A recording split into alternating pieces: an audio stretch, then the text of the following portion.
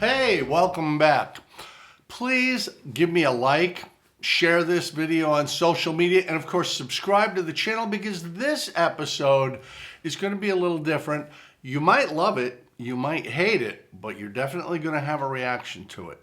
I've been a flight instructor for well over 30 years. A job I absolutely love. I'm very proud to be a flight instructor. And being a flight instructor, a professional pilot, has given me two tremendous benefits that I really enjoy. One, I very rarely have to pay for flight time.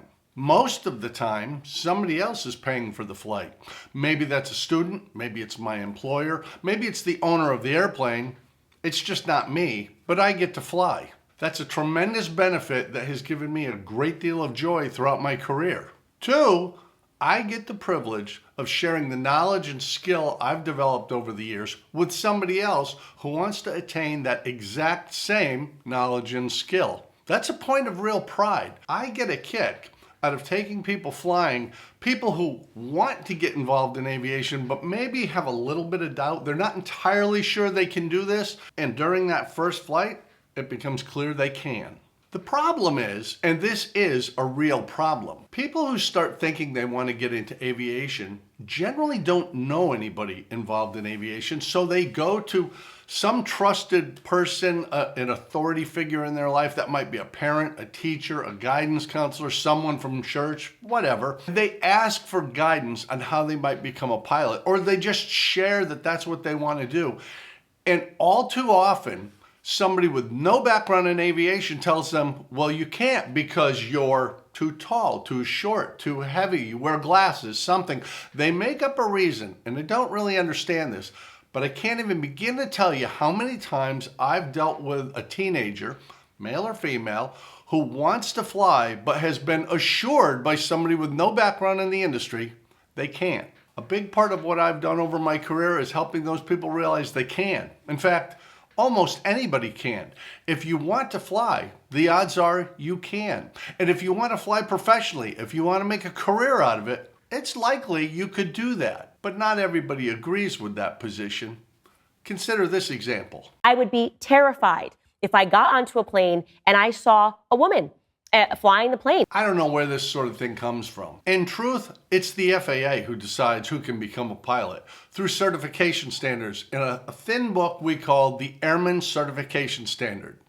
The ACS has been around for a while, and all pilots have to comply with the standards in that book, the knowledge areas and the skill levels and the understanding of what's required of someone at that certification level. There is no wiggle room.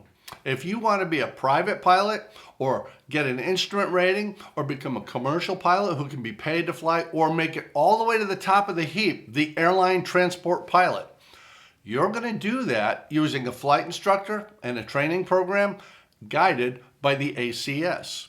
Other people's opinions have nothing to do with it. Learning to fly is a process. It doesn't happen instantaneously. In fact, to go from nothing to an airline transport pilot takes a few years and a lot of effort, and that's okay. We know that getting in. The entry point for most of us is at the sport pilot or private pilot level. Military is a little different.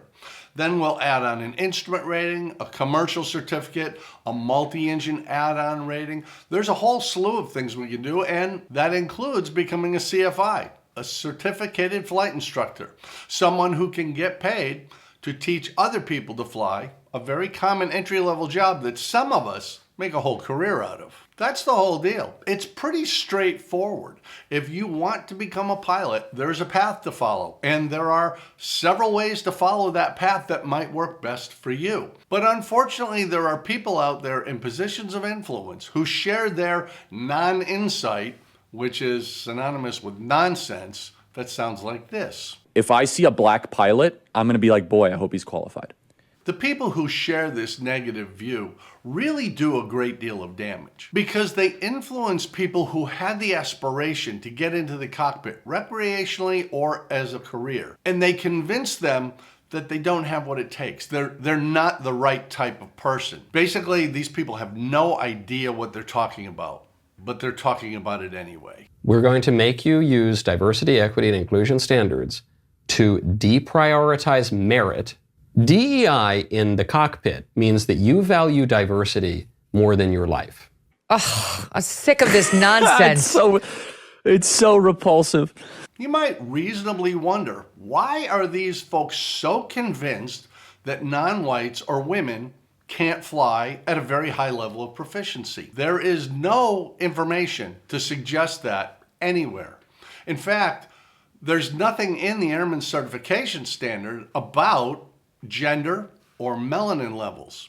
There's nothing in there that says if you have a high level of estrogen, you can't fly the airplane just as well as the John Wayne type character that stereotypically is what people think of when they think of a pilot. So why are they saying these horrible things? The CEO of United Airlines, Scott Kirby, talking about their quotas over at United for Yes. diversity in the ranks of pilots, which is extremely controversial for obvious reasons. Let me be clear on this point. There is no DEI in the cockpit. None. Anywhere. So we have to ask ourselves, based on these comments, did Scott Kirby, CEO of United Airlines, actually say that they were instituting a DEI program for hiring pilots? Well, let's listen to Scott Kirby. We have committed that 50% of the class of the classes will be women or people of color. Today, only 19% of our pilots at United Airlines are women or people of color. And by the way, from all the data I've seen, that's the highest of any airline in the country. Now, if you listened carefully to Mr. Kirby, you'll notice he didn't actually say they were implementing a DEI program for hiring pilots and putting people in the cockpit. He didn't say anything like that. He said they were opening the door to their classes wider than they had in the past to allow people who want to get careers in aviation but were historically excluded allowed entry. That's all it is. And although Scott didn't actually say they were implementing a DEI program, he didn't even imply it. That doesn't mean people on television and through social media won't keep saying he did. The CEO of United Airlines has just promised that he is going to implement DEI all throughout his company, up to and including the cockpit. Historically, pilots have been white males. That doesn't mean the only people who were capable of being pilots were white male, but everybody else was excluded to a large degree. If you were black or brown or Asian or female, the odds are you weren't even going to be considered for that job. If you made an application, it went right into the trash, or maybe it went into a file where it sat for a period of time but until they could say, well, it's no longer valid, and then they put it in the trash. The reality is there is no stereotypical image of a pilot, and if you look at the Airman Certification Standards developed by the FAA to establish the qualifications to reach any level of certification or rating, there's nothing in there about race or gender or religion or anything. It's just, do you have the knowledge? Do you have the skill? Do you have the judgment to do this work? This is nothing but FUD, y'all. Fear, uncertainty, and doubt. And it is absolutely unconscionable that people with a position of authority would get on the screen and tell good, decent people who have aspirations to elevate themselves professionally that they can't do it because of how they look. There's no justification for that. Remember, the ACS, the Airman Certification, is the standard. And you don't have to believe me. You can download it as a free PDF from FAA.gov. You can look through any level of the Airman Certification Standard and you will not find the word gender. You will not find the word race. You will not find anything about skin color or religion. If you want to be a pilot, you'll go through a training program, you'll learn a bunch of concepts, you'll put those concepts into practice in the airplane, and you'll do the testing requirements. At no point will anybody ever care what you look like. It's immaterial. Want proof? Check this out. Purefoy is training to become a pilot with United Airlines, which became the first major airline to launch its own flight school at the beginning of this year. What made you want to become a pilot? So I was a flight attendant for 3 years at a major U.S. airline and absolutely loved it. In real life, non-pilots who want to become pilots start at the entry level. They have no experience, but they go through the process, and the process is guided by the Airman Certification Standard, the ACS. That's it. End of story. There are no exceptions. The idea that pilots will not be hired on the basis of merit, but on the basis of color and sex, should bother you. The people making these claims about women in the cockpit or non-whites in the cockpit, they may not be evil people. They literally may be decent human beings, but they're talking about a topic they have very little understanding of, and they're letting their personal view of what their expectation is color what their perception of the reality is. It's just wrong. And put in simple terms, they literally have no idea what they're talking about, but they can't stop talking about it. And then you react in horror when people wonder whether the qualifications are also there. DEI invites unwholesome thinking. That's pretty harsh stuff. It's totally wrong. It's fear-based, but maybe so we don't look like such a total jerk, it's time to backpedal a little bit, like this. Of course, I believe anybody of any skin color can become a qualified pilot. That has never been my contention. I mean, it's silly. It's bigoted to think otherwise, right? Really?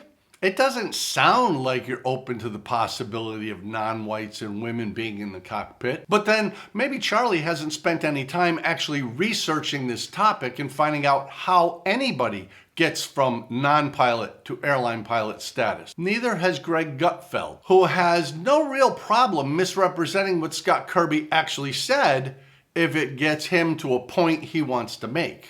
United Airlines is out with a plan pushing diversity for new pilots. The company wants to train 5,000 of them over the next decade and is promising at least half will be women or people of color. United would also be taking on applicants with no flying experience, which means I'm there. Make no mistake about it. This is a naked plea for clicks and viewership.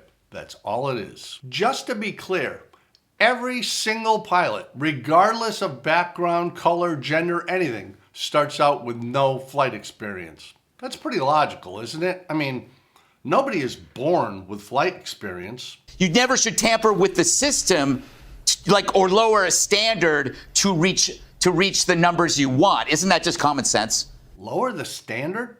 Did anybody say anything about lowering the standard? Did Scott Kirby say anything about lowering the standards? No, he did not. Did the FAA put out an order saying, we're going to amend our standards to allow people to get into the cockpit with a lower level of training or proficiency? No, that didn't happen. It's not going to happen. This is complete and utter nonsense. Without any basis in fact, it's just wrong. Fortunately, not everyone who speaks out on this topic is totally out to lunch. There are objective requirements to surgery and to flying a plane. What I will say, when I get on a plane and I hear a female pilot come on board, it gives me great comfort because I think that she's G.I. Jane or Lady Maverick and has competed against the guys and has worked twice as hard for half the credit and has risen through the ranks to fly a massive plane.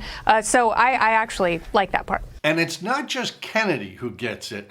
Juan Williams has a slightly different perspective that's a little bit closer to accurate. Safety is number one. Any airlines that doesn't operate a safe airlines is going out of business. What we got right now is, I think it's last year, 2% of all pilots were black, but only 5% were women.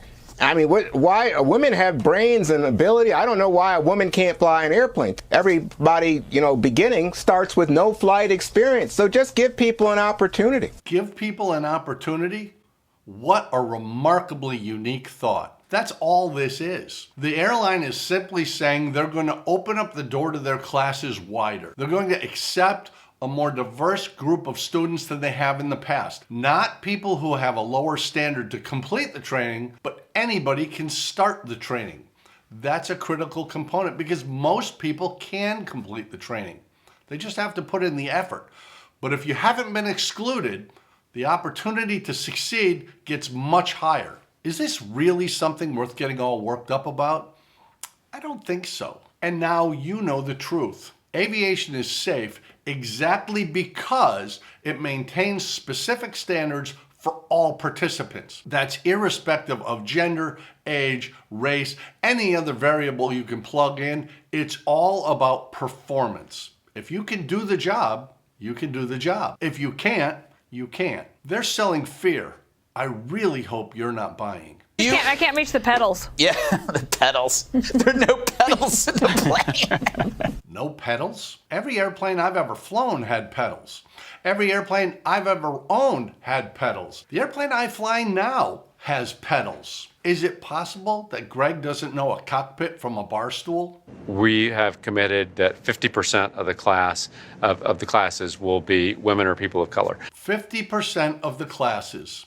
Does that really sound so unreasonable? 50% of the population is female. Depending on which report you read, at least 25% of the nation's population is non-white. In a time when the pilot shortage is real, and it is, it only makes sense to open up the door to entry as wide as possible, to let people in from any background, to give them the opportunity to compete, to try, to participate in the process, to see if they can make it as far as they want to make it. Maybe you just want to be a sport pilot and fly recreationally.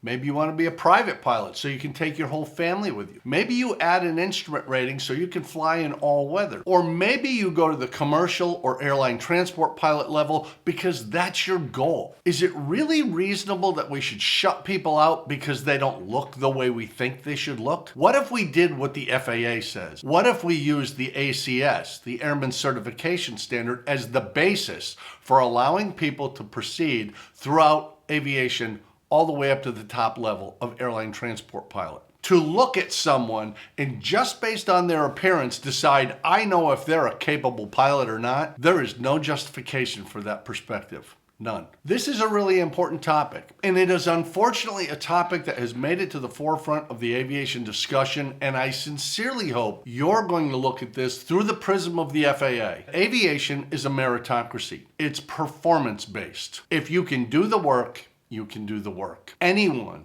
can get into this if they want to. So when you meet that 15-year-old girl who says, I think I want to be an airline pilot, instead of telling her, no, you can't because we don't trust women in the cockpit, say, that's a great idea. Let's go down to the airport and talk to somebody at the flight school and find out how you can do that. Let's go online and check out what the FAA has to say. Let's watch videos from folks like MadPropsAero and see, is there encouragement out there? Are there scholarships? Are there mentors? Are there people who will help you get where you want to go? And the answer to every one of those questions is yes. So stop thinking about what people look like, whether they have tattoos or not, whether they have the same skin color as you or not, whether the same gender as you or not, and start thinking about, can they fly the damn airplane? Because if they can, I'm real happy to have them sitting beside me or having them sit up in the front office while I'm in row 27. If you can do it, you can do it.